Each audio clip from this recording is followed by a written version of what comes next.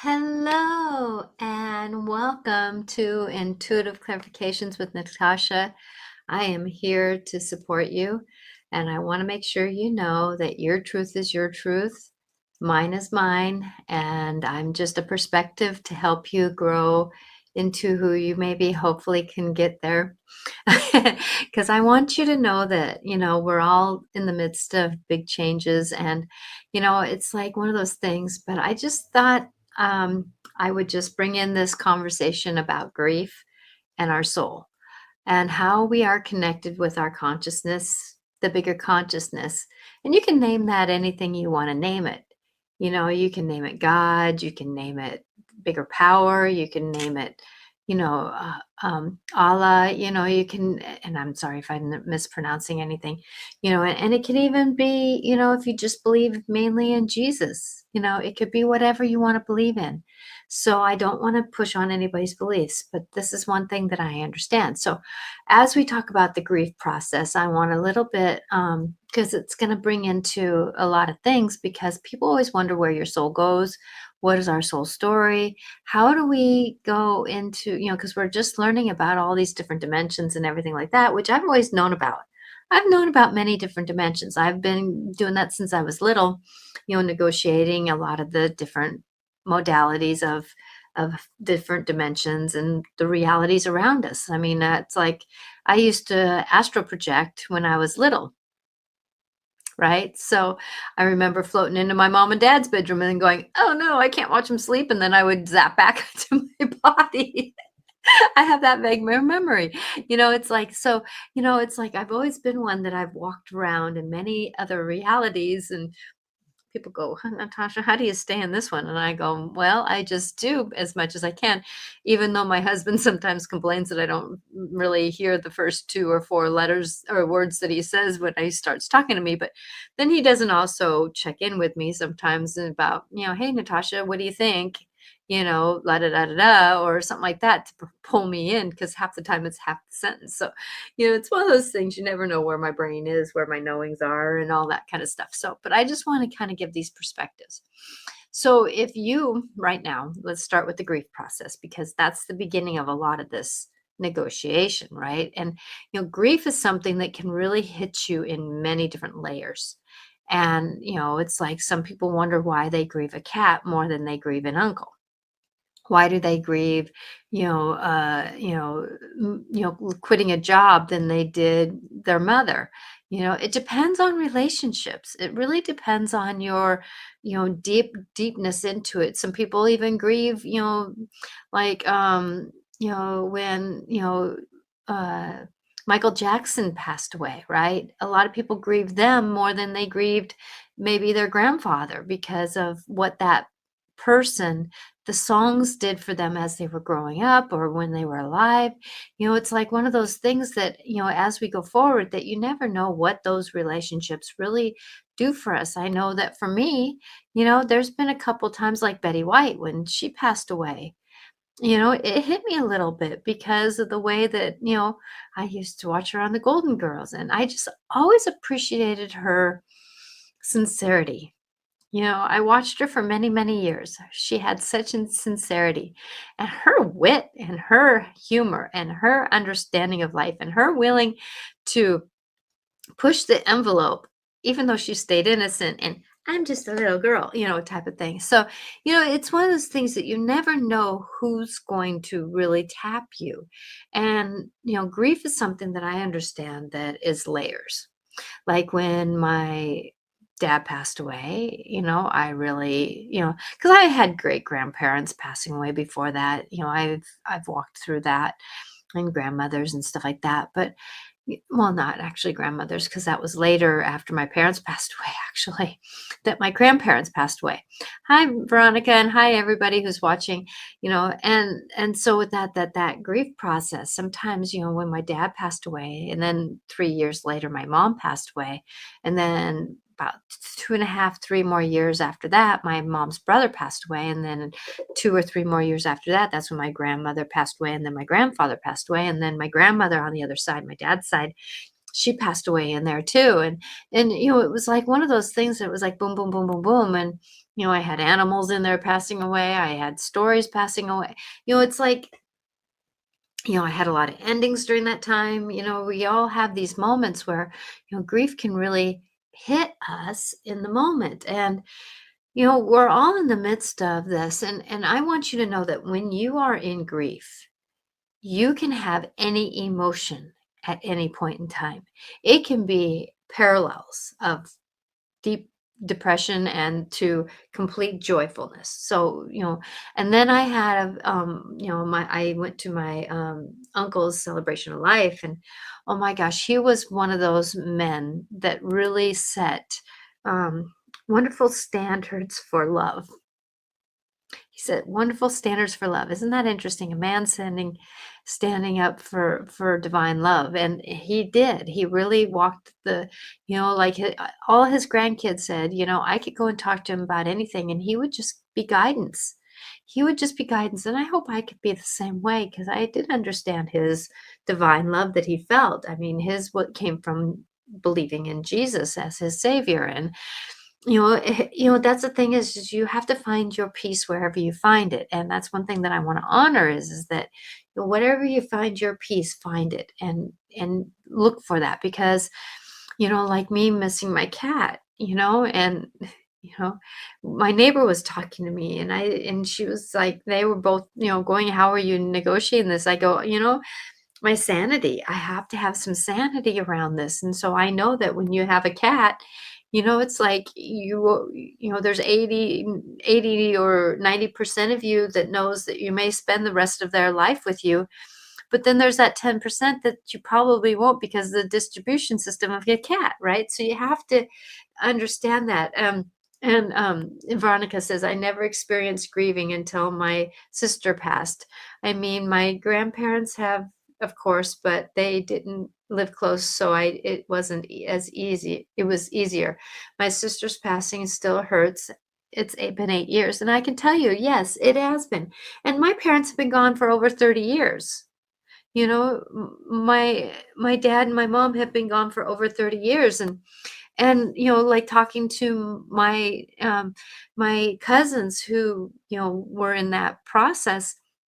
He had 4 kids, 5, 4, 5 kids, 2 boys, 2 girls, yes. And so with that, I have these cousins, and one was like, how can I not stop crying? The other one was like, I feel shame because I'm not crying. And the other one, he was like, now it's time for me to be the older one, me the man. And it's like grief can be as long as it needs to be, and it's going to come in waves and it comes in time. And there's times where I break down and cry like it was yesterday, Veronica. And even though it was 30 years ago, and that's what I told my cousins, that it's like sometimes it's like yesterday, sometimes it was like 30 years ago. And and it's like missing the person. And even like my one cousin was saying, I know that he's in good hands now because he had MD, so muscular dystrophy. I cannot say that. Muscular dystrophy, whatever that word is, right? And I know what it is, but I hope you can read through my mind here. Muscular dystrophy. I cannot say that last part. But and he was in the wheelchair for the last, let's say, and you say me too, Veronica. Yeah, I can agree that it's like he was in his wheelchair towards the end, for over 7 years probably, and didn't really move very much. And so life came to him and he came to life and life came to him. And, and that's one thing that, my cousin was saying, I feel like, he's in a better place now. I know he's in a better place, and I'm feeling grateful he's not in this pained body anymore. And, all that kind of stuff. And she goes, and I said, yes, but at some point in time, as much as because she was holding shame that she wasn't crying like the others. And I was saying that, it's like, even though you are, not crying, there's going to be a time, and it could be 10 years from now, it could be tomorrow. that you're going to miss his physical body. And it's okay that you don't right now, because actually, when you are kind of in this numbness, as she called it, that's part of the survival. You got to get through what you're getting through. Sometimes it's getting through the funeral or the celebration of life. Sometimes it's getting through helping the family. Sometimes it's supporting mom, because, my aunt, she basically, had to be in survival mode too. And like I was saying to, I think I said to both sisters, but I said it to at least one, that remembering that your mom went through a life altering moment. And so if she's a little bit not quite there in the mind, brain cells get fried when you go through that. And I can tell you that when I was going through my grief process and having kids at the same time, that my brain, there's sometimes where I am in big stress and I don't realize how forgetful I am until I'm through that stressful moment, because of how things are and what's coming to me. And grief is one of those things, and it's a life altering moment. It rewires the brain. It really rewires the brain. And there's some people who, they go through, a broken heart, which means, and that's a real thing, and that means that they could really age much during that time. And that's where a lot of people who are, who've been married for many, many years go into a broken heart and they don't last very long. So going into this, that grief is something that is really hard, and you can get into depression when you're in grief. And I'm not going to go into this whole show about the grief process because it's not something I want to really do, but I want to hit the highlights of it. So there is a deeper conversation around grief. And if you are in grief, I would love to support you. I would really help you through this grief process, because I can really, I understand it in many different ways: the human body, the human emotions, the human mind, the human story of it. And then at the same time, I've talked to Azrael, who is the angel of grief and endings and new beginnings and time, ultimate time. He helps people cross over. I've talked to Samity Baron, who helps spirit on the other side. Azrael is the angel that helps people cross over. Samity Baron is the one that helps people on the other side. And there's other angels and other guides who help them too. It's not just Samity Baron, but that's why sometimes I call upon Samity Baron to help me with spirit on this side who are not behaving. And then there's ones on, and Azrael to help people bring people over. And, Michael, Jesus, Mother Mary, everybody can help with this process. But it's just one of those things that, as we're going forward and into our understandings, that grief is something that it teaches you so much about yourself. And so be ready to be vulnerable. Hi, Paula. And be ready to be at peace with yourself, if you can, with wherever you're at, because shame is part of it. Anger is part of it. Grief is sadness is part of it. Mind blankness. You lose time, you lose things, you lose yourself in a way. Sometimes you don't even remember your way to going someplace, because your brain is just kind of like on overload. And so if you can, remembering that if you are in that moment where you're in total overload, maybe it's time for somebody else to drive. Sometimes we have to be careful of the energy that we're around, because sometimes we can get overwhelmed with the energies that are around us because of the vulnerability we're in. Sometimes we get overtaxed. And this is one thing that I told my cousins. I said that remembering that, it's okay if be careful about what you eat, because we have to be careful that we don't drink too much coffee, because our adrenals, oh my gosh, when we're going through the grief process, our adrenals and our liver really get taxed on it, because it's dealing with those emotions. And so when you're in those moments, really try to eat better, try to do better with your body, take your vitamin B. And I want to say that make sure you get it from a good source. If you go get it at the grocery store, Walgreens, or one of your local CVS's, or one of those types of things, the pharmaceuticals don't want to help us be better. So get it like at the co-op. I get my vitamin B from my chiropractor who does who does uh, yeah, it just went out of my head. I'll think of it here. Yeah, the chiropractor does this. I know it. Standard processing. Standard processing. Thank you, brain. So standard processing guides, whoever told me that name. So standard processing is a good vitamin. And sometimes you get very angry, right? Yes, Veronica, you can get extreme angry.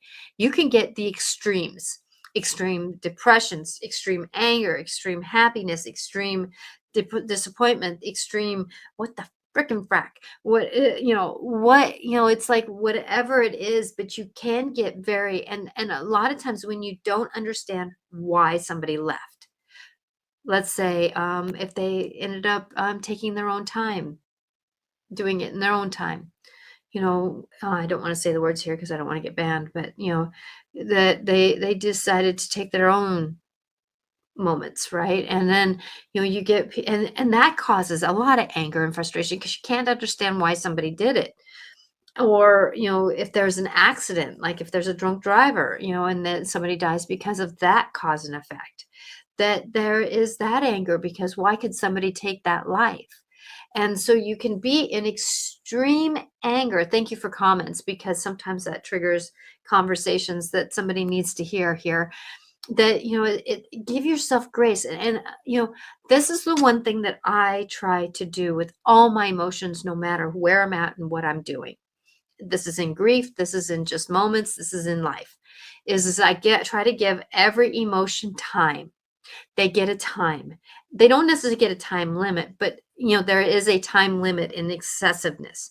Let's say when I was in deep grief, I'm going to call it that deep grief where I just couldn't keep myself together.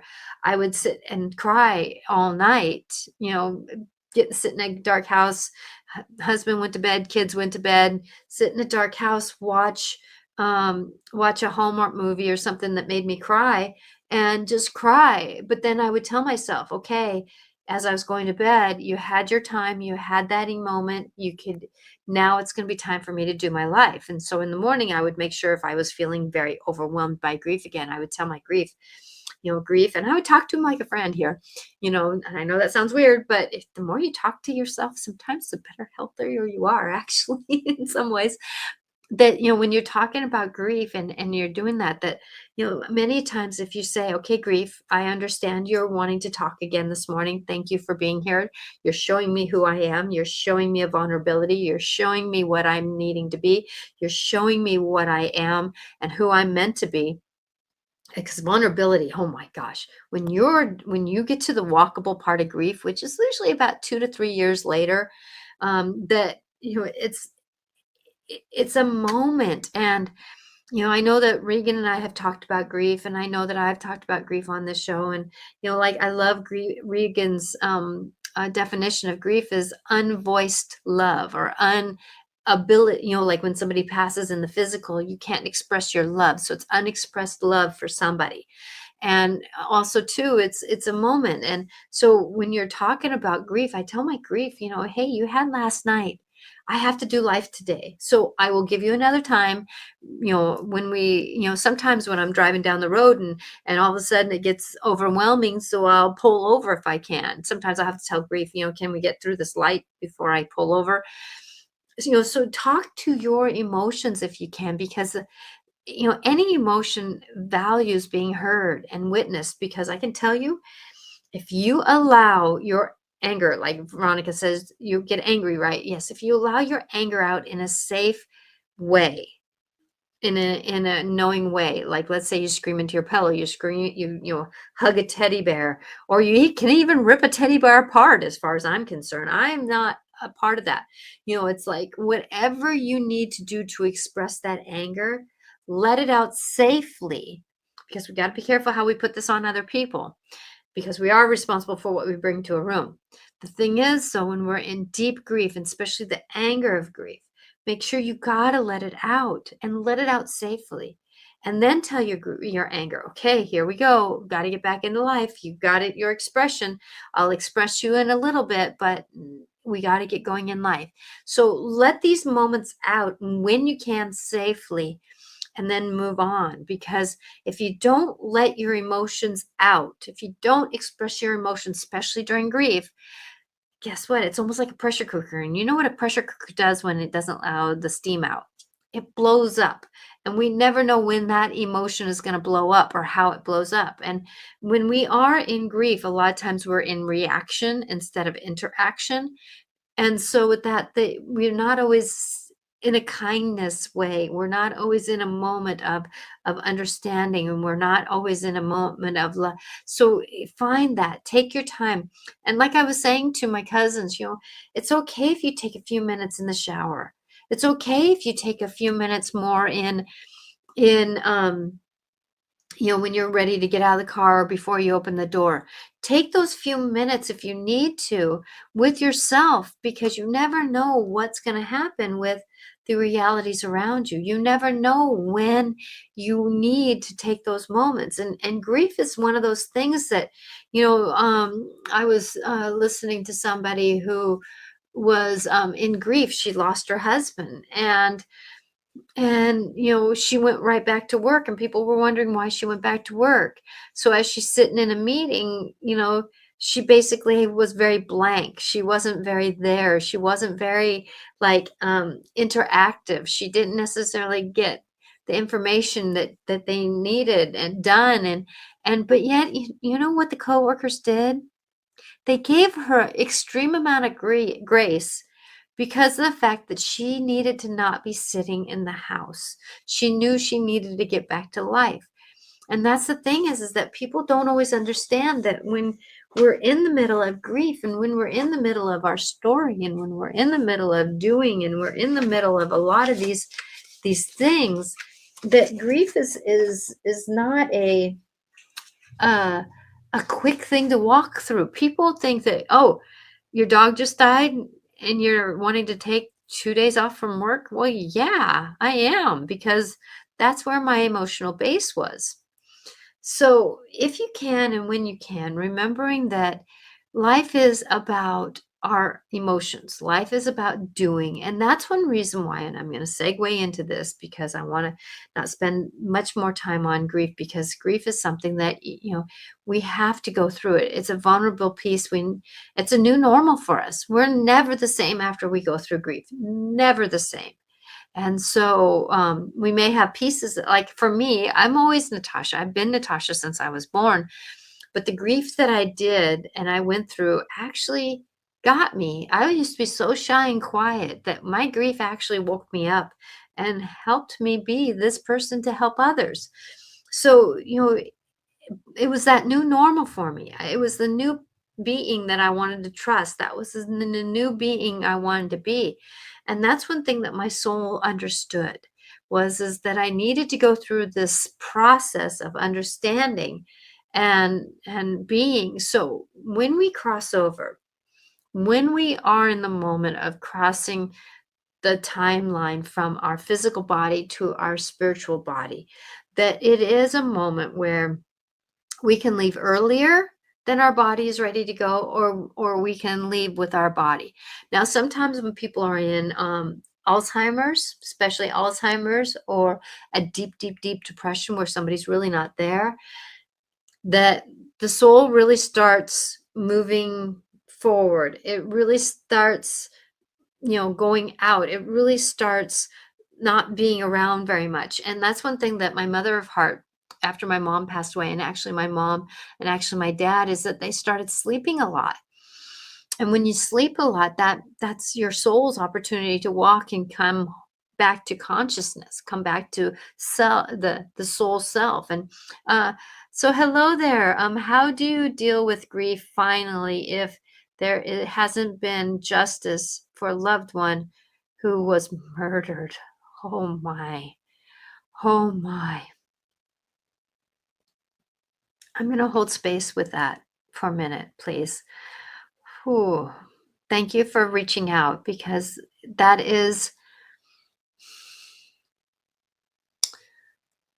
where anger comes in. That's where misjustice comes in. That's where frustration comes in. Um, that's where, you know, oh my gosh, but please remember that my brother's murderer is out on bail currently, 4 years now, and he's free still. I'm so sorry that that justice wasn't in your definition. I'm sorry that that the justice wasn't done in the definition for most people. I am sorry for this, and this is where I am going to use the prayer. I'm asking for healing on this for you. I'm asking for whoever can come and hug you in the angelic realm, whatever you believe in, your higher power can come and help you negotiate these emotions for you.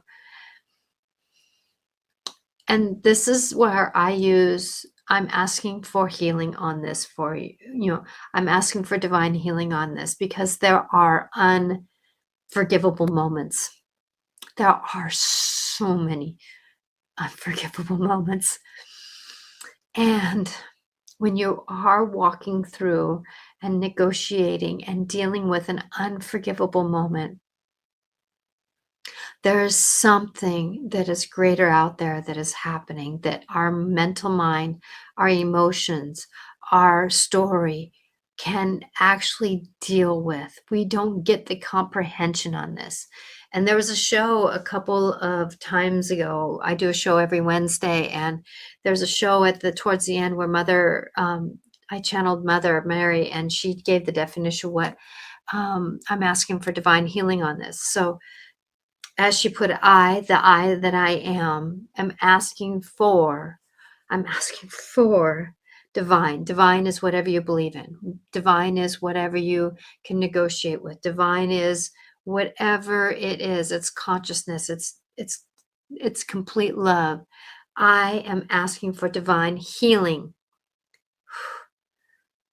When consciousness, when anybody, angels, anybody comes in and starts doing the healing process, there's a calmness that can come over if you choose to believe. So I'm asking for divine healing on this. And this is capitalized because this is bigger than me. This moment is bigger than anything I can comprehend. This is bigger than whatever it's meant to be. This is bigger than whatever it is. And my love is with you. My love is with you, sweetie. My champagne. I hope I said your name right. I don't want to dishonor you. That being very dyslexic here. That my love is so with you, and I ask for the greater good to help you through this, because now that's one thing that if you can use that mantra. I'm asking for divine healing on this because sometimes we have to wrap ourselves with love. Sometimes we have to wrap ourselves with understanding. And sometimes when we're in an unforgivable moment, sometimes we have to wrap it full of love. We have to wrap that moment around with love and ask for healing on this because this is bigger than me. It's bigger than I can emotionally handle. This is bigger than whatever it is. And you're more than welcome, sweetie. That, it's like it's not an easy process. And I know there's unforgivable moments. I've lived unforgivable moments. And the thing is, that that's where I use that prayer. I'm asking for divine healing on this. And I don't think I have grieved yet, as I just feel numb, no feelings. It's been like this since my brother has left, honestly. Um, and thank you, Deanna. Deanna, thank you. Yeah, and that's the thing is numbness is a survival mode. Numbness is a survival. And please remember, please, though, don't stay 20 years in numbness because sometimes that's where, we can start getting aches in our gut. We can start getting aches in our heart. We can start getting aches in our shoulders. The body resonates with holding breath, and it's not a good resonation. And so remembering that if you can process this, so if you can draw pictures if you need to relieve some of this, scream into a pillow that you don't sleep in because, oh my gosh, our pillows that we sleep with really hold a lot of energy. So when I was going through my grief process, I tried to make sure I shook up my pillow quite a bit because I was processing mentally a lot. And so with that, that please remember, don't stay numb, because it's a moment. And so start taking down, it's like taking blankets off your bed as summer comes forward, because we all are in the midst of things. So remembering that as you let a blanket come off at a time, or start taking a brick away of that wall that you've put up. You don't have to do it quickly. Sometimes we have a window and it's fogged over, but sometimes we can clean one panel of it, right? So start negotiating just that little bit. But please remember that sometimes we have to go to counseling. Sometimes we have to go and talk to somebody that we can trust over and over again to work through these moments. And it's not an easy place to be, to work forward through the numbness, but sometimes we have to do that because I know that your brother wouldn't want you to stay in pain. I'm hearing him. He doesn't want you to stay in pain, my dear. He wants you to believe that he's in a good place. He's loved. He's supported more than ever. And he wants you to remember that you are loved and that he loves you. This is not what he planned, but it's part of the planning. It's bigger than what I can say, and I don't want to say something wrong here. This is just an hour show, and this is deeper than an hour show, my dear. This is deeper. The circumstances of my brother's death doesn't change his soul's existence on the other side. He is safe and loved and is there for you. Yes, Paula, thank you. Yes, glad that you see that, feel that too. And thank you, Paula, because you're very connected also. So going through this, that I want you to know that your brother is there with you. Sometimes, I don't know if you remember dreaming about him, but he comes in your dreams. He actually, did you guys like to, for some reason, I see him sitting in the back seat of your car. And he wants you to listen to more happier music. He wants you to start dancing again. He wants you to start, when we're dancing to music, sometimes when we're younger, he wants you to start living, he brings me luck. Yes, he does. He brings you in some synchronicities. He wants you to know that that's him. So he's on your other side. He is one of your teammates. He is one of your guides. He doesn't stick around you very often because our souls, if like my dad, even, we finished each other's sentences. And so my dad is on the other side, and he doesn't visit me all the time, but he visits me, because if a soul is with us all the time, we can actually feel, we can start being more sick. We can, because it takes energy to be energy. And so when souls are more in alignment to what we know, they need to have energy. And so that's where, like, my dad used to work with light bulbs a lot. He would keep turning light bulbs off and on because he needed that energy to be around me, because actually when my dad died, I was 6 weeks away from having my first kid. And so with so he wanted to be around until Scott was born. So as we're going forward, so that I'm going to lead this into, what do we do when we're passing over? Now, there's different times in how we pass over. Like somebody who's in Alzheimer's or dementia, we the communication between loved ones is there. And I would say, actually, as I'm being told right now from Azrael, that he says that even if somebody is like, you're like your brother being murdered or something like that, that a lot of times the other side, the soul side, the angelic side, the team, our spiritual teammates, they know something's going to happen before we do. They don't necessarily know how it's going to happen. They don't know what's going to happen totally, but they are around and they help guide us. Your brother probably had some kind of, your brother was a little bit intuitive. So your brother probably knew there was something that was going to happen even though he didn't know something was going to happen. He just kind of felt a little off, probably. So the soul, the spirit team around us, angels, guides, loved ones from the other side, moms. Yes, he knew, yeah, because he was intuitive. Um, so they're around pretty much maybe 24 to 48 hours before something like that happens. Now, if it's like somebody who's sick, they're going to be around a lot earlier than that, maybe months, maybe years.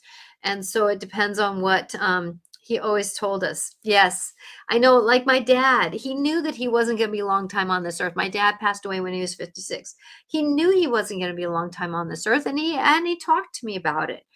He knew that he wasn't going to be 80s. He knew he was, but he knew he was going to be a little bit. So Paula says the failure of the system of is security society's fault. Being proactive in campaigning the justice system or process may help you work through some of this. Sometimes it is about feeling useful. Paula, that is so true. Thank you, currently. Thank you. I appreciate you guys talking amongst each other. That is a blessing, and I appreciate you. So, going into this, that the soul does leave pretty much right away. Now, some people say that it has to go through purgatory or whatever it is. No, not necessarily. That it doesn't matter what you believe in. Somebody can be an atheist, somebody could be totally believing in Jesus, and it doesn't really matter. Like my uncle, he was there. He had support. He had many people. My parents had that. A lot of times if you take a picture of somebody who's passing over, you see a bunch of orbs around the room. Those are angels. Those are family members. Those are guides. And they're helping somebody cross over. Now, I'm going to say the process is that somebody who's a very awakened soul, like my dad, he basically crossed over, did his little work, and then he came back and was with me and watched my mom and watched me and helped and negotiated and spent a lot of time with Scott, actually. Whew. My son is a lot like my dad. And so with that there's that. But if somebody commits suicide and they take their own time and stuff like that, that there's a little bit more negotiation, like your brother who was murdered. Since he was awake in his soul, he didn't have to spend so much time having the support of crossing over and having those conversations on the other side. Like the soul is going through the process. The soul goes through a process of dehumanizing. It doesn't mean de-feeling, but as we're souls, we don't feel the emotions as deep as we feel as we're in human form. And so with that as we go forward, that the soul does.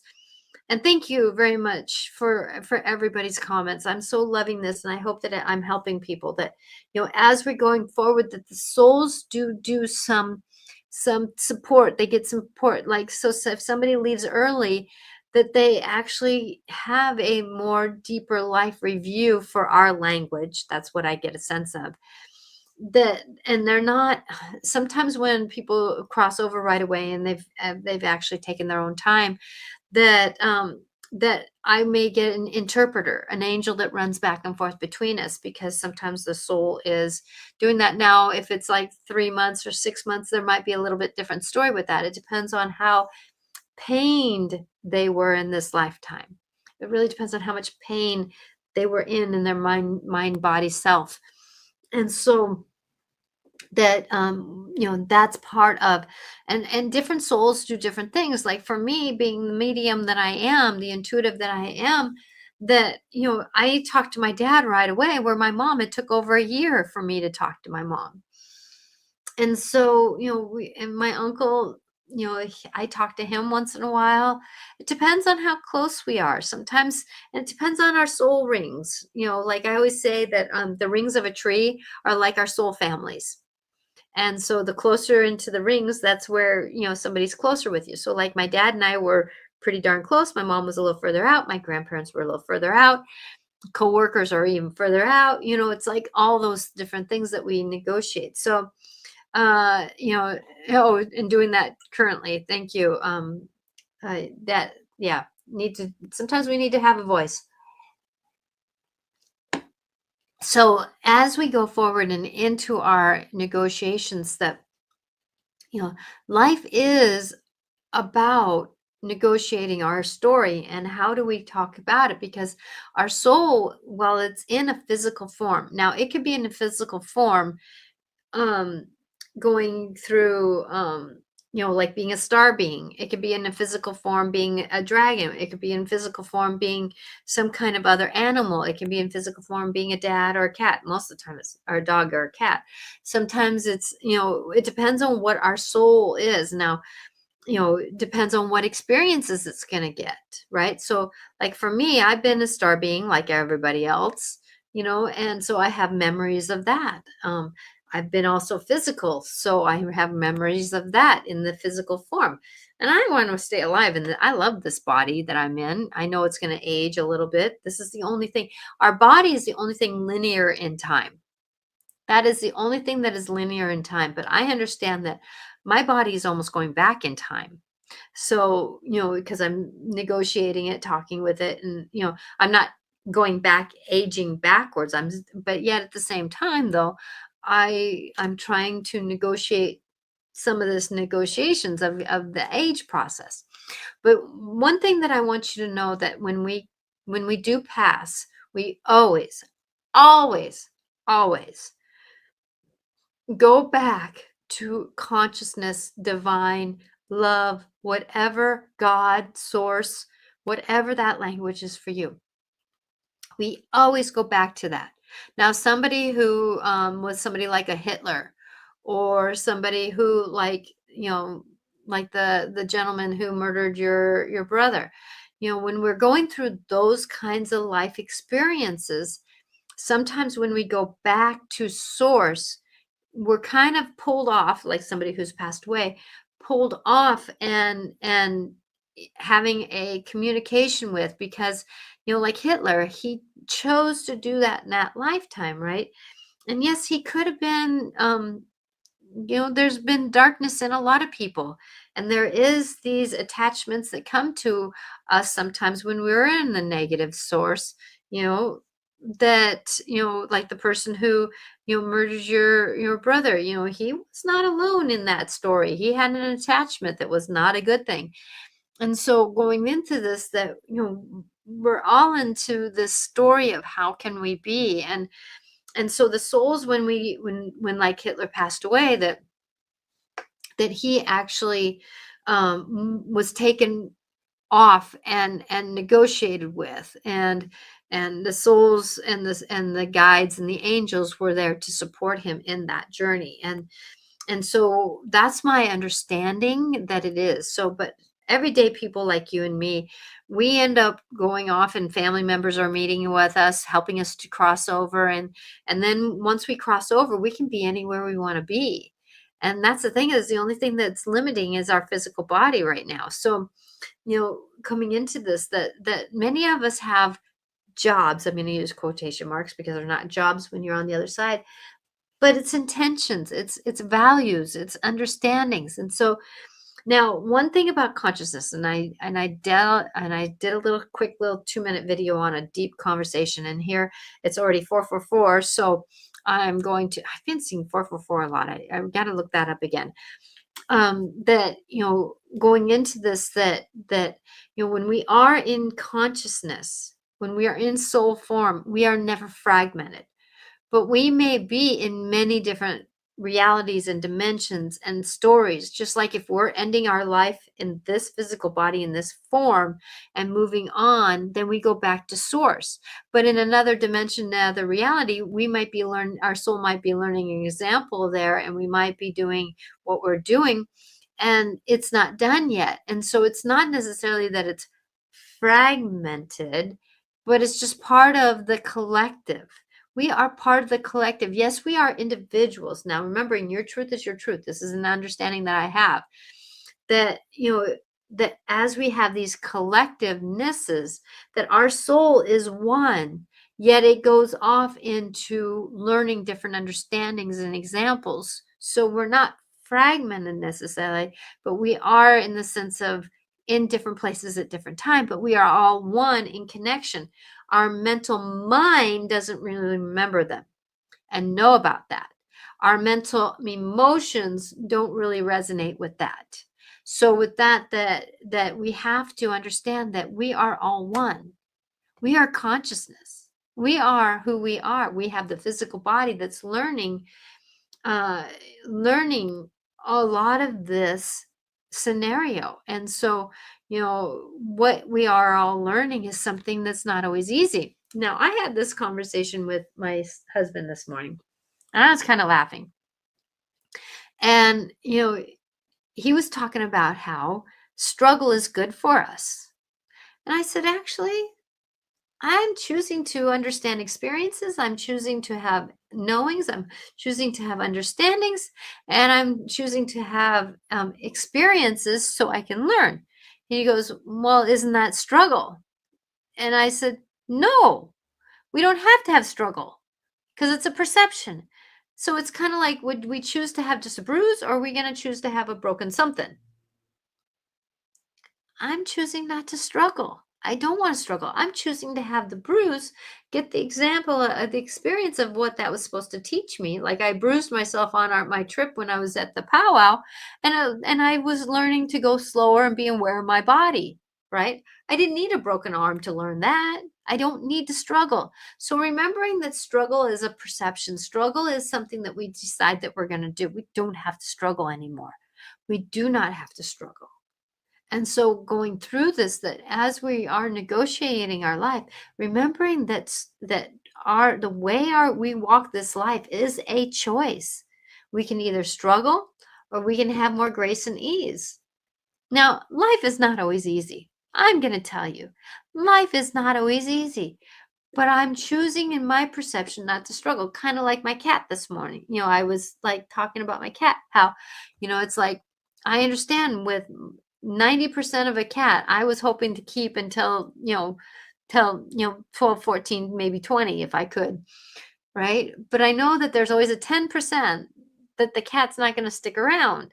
And so you have to kind of do that. So I'm choosing to have a part of this negotiation. Just like I'm actually glad that my cat isn't here because I just cleaned. I'm got my whole room is. I'm painting my front room, and so it's all in disharmony.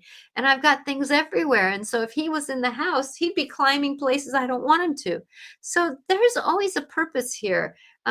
Rocky is back. No, he's not back.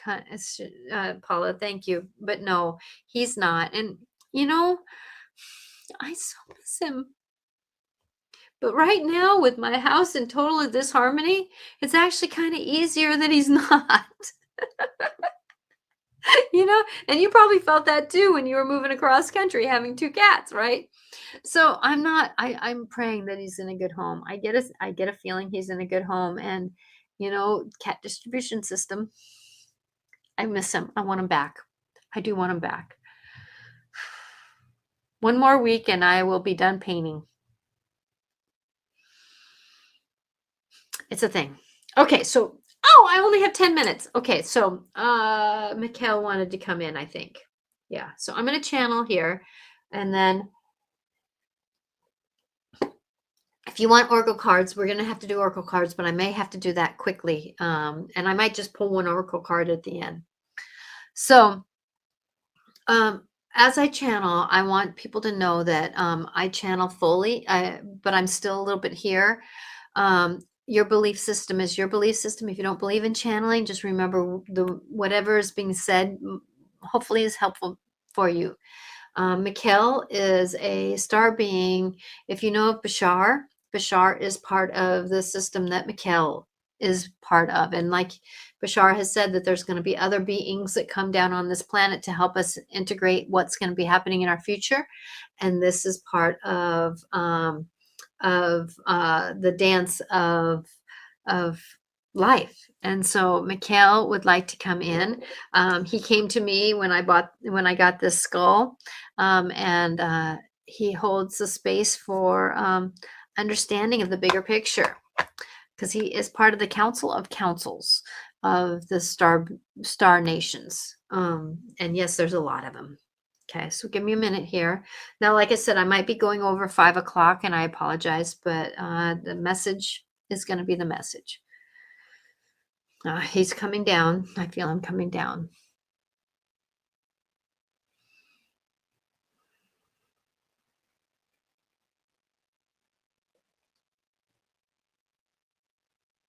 Hello, dear ones. You are part of our connections, of the soul part of life.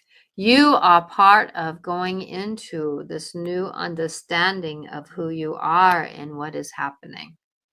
The soul's part of this connection is part of the breaking through of the new understandings that the soul is not just with one body, it is part of the collective of the connection of divine guidance.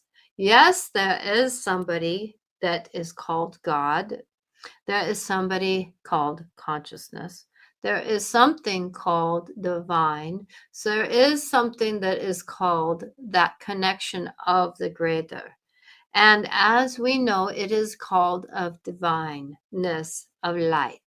It is of pure light, of love. It is the love and of the consciousness of the whole galaxy system of many galaxies. You talk of your galaxy. No, I am talking of the other millions of the galaxy of all galaxies. Big picture, huh? So, as we talk about the galaxy of galaxies, that we are talking about, there is somebody, something, someone that is not necessary. I'm talking about it being as a being because that is easier for your brain to come forward with. That when we are in the model of where we are at, whatever physical form, whatever source form you are, hmm, some are not in full form, some are not in all form, some are not in a conscious knowing form, but that is part of the uniqueness of the soul's light consciousness, is that it can be in many places at many sources of understanding for learning what we are to do for the collective to come back. It comes back to source. You come back to source. We all come back to source when we are not in this form. That is why I can travel the way I am, because I understand the sourceness of life. And so we are able to be in and with the beings that are on this planet at the same time doing the work that I am. That's not work, but it is, that is the word I need to use for you. Your consciousness is going to be growing inside of the beings that you are on this planet. You chose to be here at this time to connect yourself to the greater consciousness on a understanding level of the mind's allowance to come forward. Many of those lower vibrational consciousnesses are keeping your planet a little bit lower, but that is part of learning how to be higher consciousness. I'm going to use the word. It's not higher, it's cleaner, it's more understanding. It's very much being a part of this understanding that your thoughts are your actions are your thoughts. Keep your thoughts cleaner, and your actions can be more divine. Your understanding that you are part of the uniqueness of who you are, at the same time, you are not connected to anything. You are part of the bigger picture and you are nothing. You are part of the soul's walk. You are part of the nothing of any walk of the soul. Have I opened you up for bigger understandings yet? Yes. You are meant to be right where you are, being where you are, doing what you are doing, because that is part of your soul's interaction to be a part of the conscious knowledge. So, as you, dear one, who is working through the understanding of why your brother was he murdered? Or was he just moved on to another form? I do not want to dishonor you, my dear. You have gone through a lot in your emotional story, and I want to honor your human part of this existence. Yes, he was taken before anybody wanted him to go, yet he knew that he was going to go. He didn't know exactly how he was going to go, but he knew he was going to go. His soul had a contractable time on this planet, as many of you do, even though you can change that at any time. That is the belief system. When you have a healthy mindset, you will have a physical mindset of the same. The physical body and the mental mind are part of the uniqueness of the computer system of your reality. You are not in a matrix necessarily, but you are part of a matrix of understanding and the veil, as the word has been said, the evolution, as the word has been said, the consciousness of moving forward, as the word is said, or moving cleaner or moving up, is part of the separation from dark and light. Yet, at the same time, if there is separation, there will not be connection. So, as we merge darkness and light, we find that we have this beautiful color, don't we? And you may see this when the shadows go from a light room to a dark room. It is not, there's no wall, there is no line drawn. It is an evolution of one coming into the other and one leaving the other to come into the other. Life is like that. Weave your way through things and stop, if you can, being so here and there.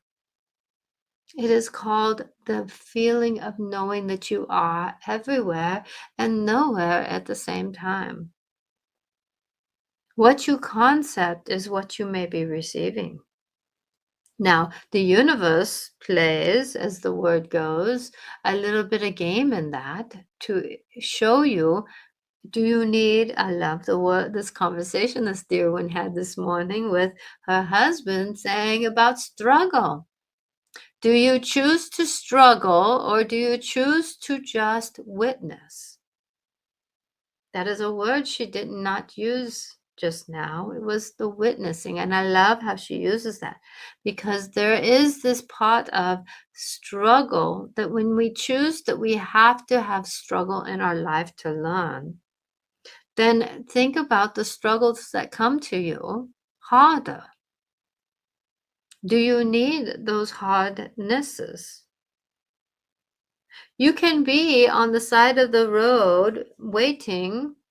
That can be a hardship or it could be an easy thing. There was someone that this dear one witnessed today that she almost spoke up, but she didn't. She used discernment. That this person was checking them out, and she said this was going to be a long day already. Hmm. And it just started for her. Does she choose struggle or did she choose to have enlightenment? She chose struggle. Now her day may seem to be long, yet the universe might support her in learning that it does not necessarily mean to have what she needs to have to learn. Her day might fly by and then she may forget that she used the word, this is going to be a long day. I want you to remember right now what you think is what you may receive in many different forms, not necessarily exactly what you are thinking, but be careful. Thoughts are very powerful. Words are very powerful. Your uniqueness is very powerful. Your light is very powerful. Your shadows are very powerful. Learn from your shadows, bring them to light. Let your light shine on your shadows so that the shadows can be less dark. You will see soon why you are going through what you're going through, as life is about giving you moments to breathe. Remember, joyfulness is a choice, sadness is a choice. Doesn't mean that you are dishonoring the moment. It means that you are trying to see and move through a vibration, a frequency that is helpful for you and the collective. This dear one sees that. Believe, and you will be there where you need to be. Synchronicities are coming, my dears. Believe in the good ones. We don't need the negative ones. I am a cow, part of the star beings who are bringing light and love to this planet. I love that statement that she makes. To bring communication so that you are not afraid of us when we show up. So be who you are, so be what we are to be. I am a cow.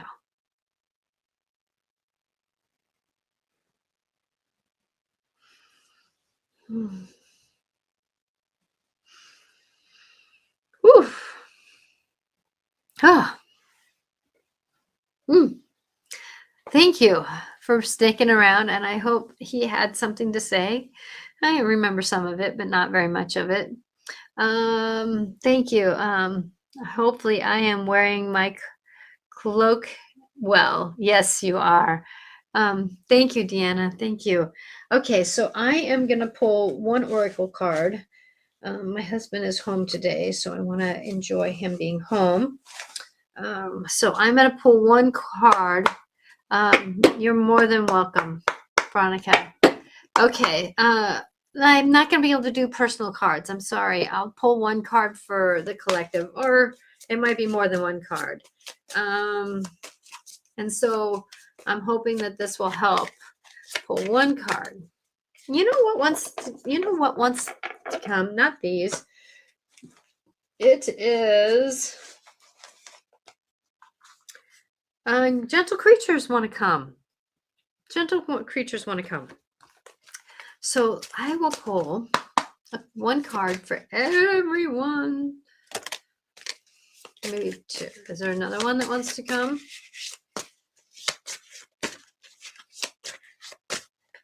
Thank you, Paula, for understanding. Next week, I'll probably be able to do this. Woo! No, I'm not going to pull four of them. Okay, I'm hearing just the one. Okay. Okay. Teacher. Oh, look at this card. Teacher. Now, does he look like a teacher?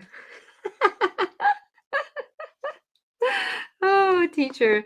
Doesn't always look like the teachers don't always, when we have life experiences, it doesn't always look like what we really want to have, right? So let me go back to teacher, and please be patient with my reading. Okay, teacher. I'm going to put the card up here. Teacher, come and sit with teacher. The ancient okay, let me go. Okay, come and sit with teacher, the ancient forest dweller. So much has passed before their watchful gaze. They've been birth, growth, death so many times. Understanding passages of time is their gift to us. When it feels as if something is taking too long, gaze into their eyes. Let their herbal smoke waft around you and remind you that time, like smoke, dissipates easily. The message they bring to us today is one of diplomacy, or dichotomy. Sometimes the act of like dragging yourself through the thickest mud. Other times you feel as if you are bringing being propelled by hurricane force winds. But time is a funny thing. When you dread something, when we do our best to ignore coming events, that's when the hurricane blows. When we want something so badly, when we feel a desperate need for to arrive at the next point, mud awaits us. Will we be stuck, sucked down? Will we be blown away? Our teacher creates offers of this thought. What if we simply content what if we simply continue to move forward as we always have? Perhaps the lesson we need to contemplate today is that of living in this moment. If we force on what is right in front of us, all things will happen as they are meant to happen. When we learn not to push the river or try to stop the wind, we can relieve ourselves so much. Sit here with the teacher a bit. Let yourself breathe and just learn. Hmm. Teacher. Teacher. Isn't that a story? Sometimes we have to be like when school is coming to an end and everybody's counting down the days. I can't wait. I can't wait. I can't wait. And I go, you know what? I enjoy being here. I'm wanting here because if I wish for school to end, then it's going to hurry up and school's going to continue back again, right? So I try to say, you know what? I'm going to enjoy what's here. I'm done with struggle. I'm done with pain. I'm done with the ouch of life. I'm asking for grace and ease, even though life is happening to me, for me, with me, right? Now that doesn't mean that I'm not numb by any means. I'm feeling the emotion. Like my cat Rocky, there's times where it really sits under the edge. But other times I'm okay and grateful that he spent the time with me to teach me and show me what he was and is and who I could be with or without him, right?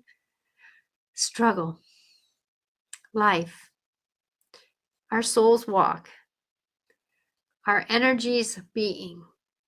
It's about learning to be in the moment we're in, to appreciate what it is, a teaching moment for us to do better. So that when we come back to the collective, which we already are in the collective, our souls communicate. And we're already learning and doing what we're supposed to do to help others. I don't know why exactly we're supposed to bring things back to the collective. Maybe because there's so much going on in the universes and galaxies that are around us. I don't know. I guess I'll know more when I know more.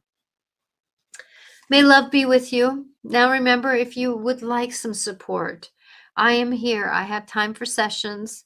I love to guide and help people through their moments and trying to understand the deeper. And so if there was something that came up today that triggered you, that you need a little bit more support, remembering that I am here to help guide and give a perspective. So I'm going to leave this with you. Your truth is your truth. I hope that today's show was a perspective. Even though it was an hour show, I could not talk about grief the way I would like to talk about, because it's been a lifelong journey of mine. It's only been an hour show of talking about the soul's walk. But everything I hope can help you a little bit in these moments, that these little snippets that sometimes things don't have words. Sometimes our grief has no words. Sometimes our moment has no words because it's a moment. I'm Natasha Venter at intuitiveclarifications.com, loving you through your moments as one human being to another. May you feel loved. May you know that you are loved. And may you know that no matter where you're at, perfectly imperfectness is the story of our soul's walk. Blessed be. I hope that my 2 minute, please like, share. If you know somebody who can use this video, please share it. Please like it. Please follow if you're new here. And I hope that my 2 minute videos are supporting you also. Bye now.